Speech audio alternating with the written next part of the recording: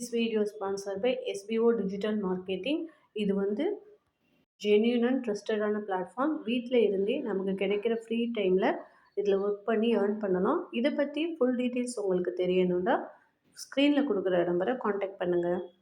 Skip பண்ணாதீங்க, பெரிய தப்பு. தினம் 300 ரூபாய் சம்பாதிக்க அரிய வாய்ப்பு. இன்ஸ்டாகிராம், ஃபேஸ்புக் பயன்படுத்த தெரிந்தால் போதும். Content post and content publishing மூலமா தினம் 300 ரூபாய் சம்பாதிக்கலாம். இந்த வேலை செய்ய 5 நிமிடம் போதும். Work training support, group communication support, all language customer live chat support, முக்கியமா சொந்தமா ஒரு பிசினஸ் ஸ்டார்ட் பண்ற அளவுக்கு உங்களால கற்றுக்கொள்ளவும் முடியும், சம்பாதிக்கவும் முடியும். இந்த வேலை வாய்ப்பு வழங்குவது 5 வருடத்திற்கு மேல ரன் ஆகிட்டு இருக்க நம்ம தமிழ்நாட்டு company school of business organisation private limited. மேலும் விவரங்களுக்கு டிஸ்கிரிப்ஷன்ல கொடுத்திருக்க நம்பருக்கு வாட்ஸ்அப் பண்ணுங்க.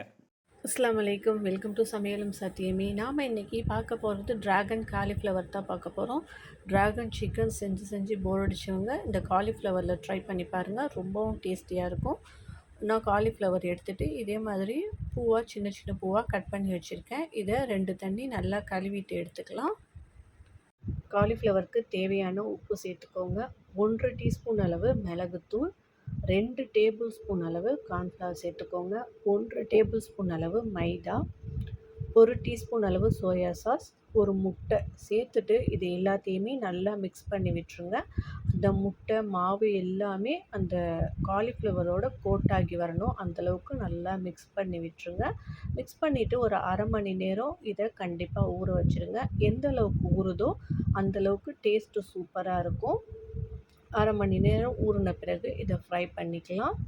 பாருங்கள், நான் வச்சு அரை மணி நேரம் ஆச்சு, நல்லா ஊறிடுச்சு. அடுப்பில் ஒரு கடாய் வச்சுட்டு எண்ணெய் விட்டு, எண்ணெய் நல்லா சூடு வந்த பிறகு அந்த காலிஃப்ளவரை போட்டு ஃப்ரை பண்ணிக்கோங்க. 2 பக்கமும் அந்த கோல்டு கலரில் வந்த பிறகு ஃப்ரை பண்ணி எடுத்துக்கோங்க. எல்லா காலிஃப்ளவரையுமே இதே மாதிரி ஃப்ரை பண்ணி எடுத்துக்கலாம்.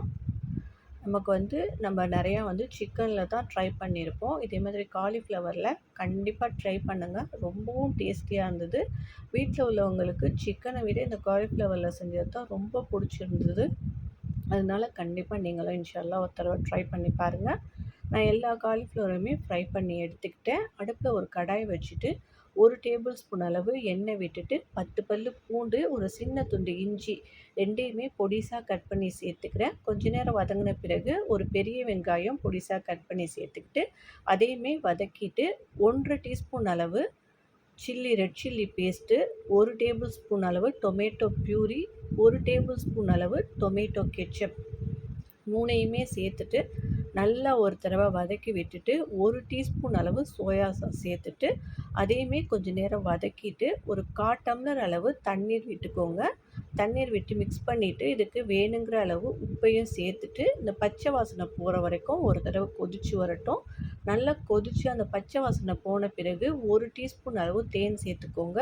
உங்கள் கிட்டே தேன் இல்லைன்னா சர்க்கரை கூட சேர்த்துக்கலாம். சேர்த்துட்டு நல்லா மிக்ஸ் பண்ணி விட்டுருங்க.